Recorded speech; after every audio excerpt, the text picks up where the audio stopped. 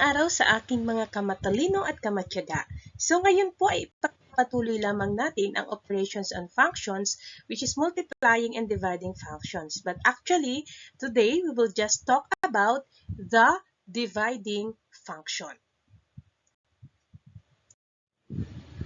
So here, given the function f of x and g of x, we'll define the quotient as f divided by g of x is equal to f of x divided by g of x.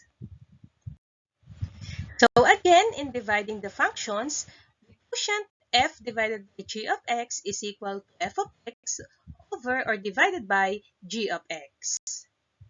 Tingnan po natin ang ating example. Meron tayo ditong given na f of x equals x squared minus 2x minus 24. While ang ating g of x is equal to x squared minus 5x minus 6. So we'll find f divided by g of x. Okay? So ang ating pong first step is to apply the definition for dividing functions.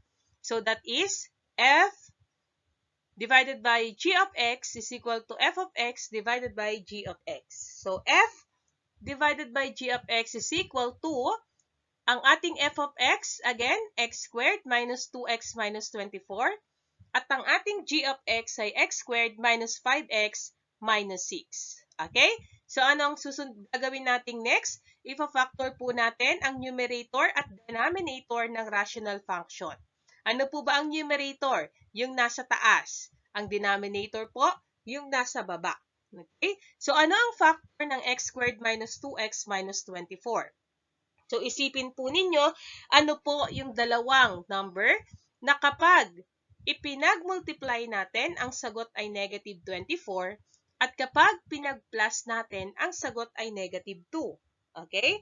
So, yun po ay positive 4 at negative 6. Okay? Positive 4 times negative 6 is negative 24. And positive 4 minus 6 is negative 2. Okay? Sa denominator naman, x squared minus 5x minus 6, ano yung dalawang number na kapag pinag-multiply natin, ang sagot ay negative 6, at kapag pinag-add natin, ang sagot ay negative 5. Yun po ay positive 1 and negative 6. Okay? 1 times negative 6 is negative 6, and 1 minus 6 is negative 5.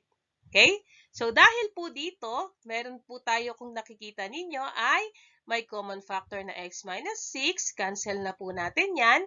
So, ang atin pong f divided by g of x is equal to x plus 4 over x plus 1. Okay? Yan. So, sunod po tayo sa ating pangalawang example. So, let's say ang given po natin, the f of x equals x squared minus 2x minus 24 divided by x squared plus 7x plus 6. At ang atin pong g of x is equal to x squared plus x minus 12 divided by x squared plus 5x minus 6. Okay? So, first step, we will find f divided by g of x. Okay?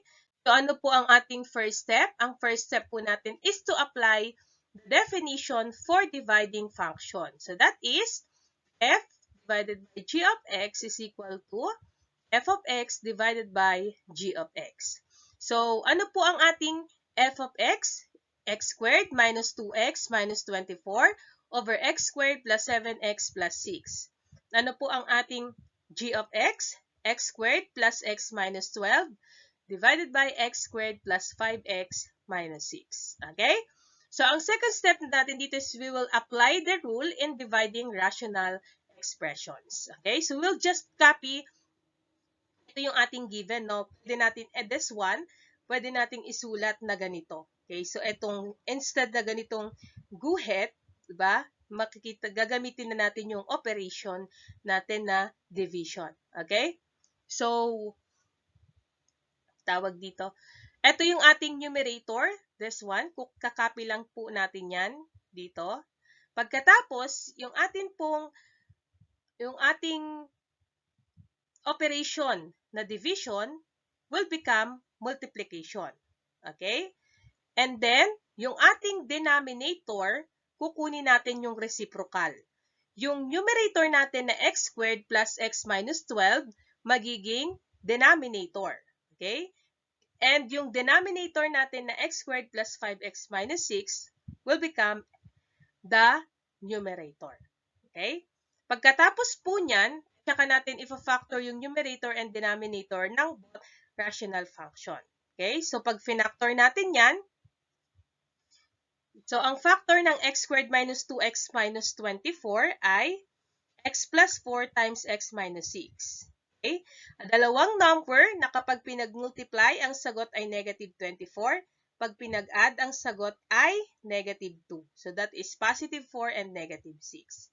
Dalawang number na kapag pinag-multiply, ang sagot ay positive 6. Kapag pinag-add, ang sagot ay positive 7. That is positive 1 and positive 6. Okay? And then x times x is x squared.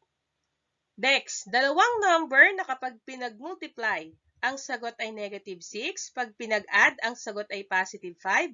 That is positive 6 and negative 1. And then, dalawang number na kapag pinag-multiply, ang sagot ay negative 12. Pag pinag-add, ang sagot ay positive 1. That is positive 4 and negative 3. Okay? So, next step po natin, isi-simplify na po natin. Ano po natin isi-simplify? Okay, i-cancel na po natin ang common factor. Meron po tayong x plus 4. Meron din po tayong x plus 6. Okay? So, ano na lang po ang natitira? We have x minus 6 times x minus 1 and x plus 1 times x minus 3. Okay? So, using the FOIL method, x times x is x squared. And then, we have negative 6x plus negative x is negative 7x. And then, we have also negative 6 times negative 1 is positive 6. Okay? Next, dito naman po tayo sa baba. X times x is x squared. And then we have negative 3x plus x is negative 2x. And then positive 1 times negative 3 is negative 3. Okay? So, yan po ang ating f times g of x. Alright? So, that's all about the how to divide the function. Okay?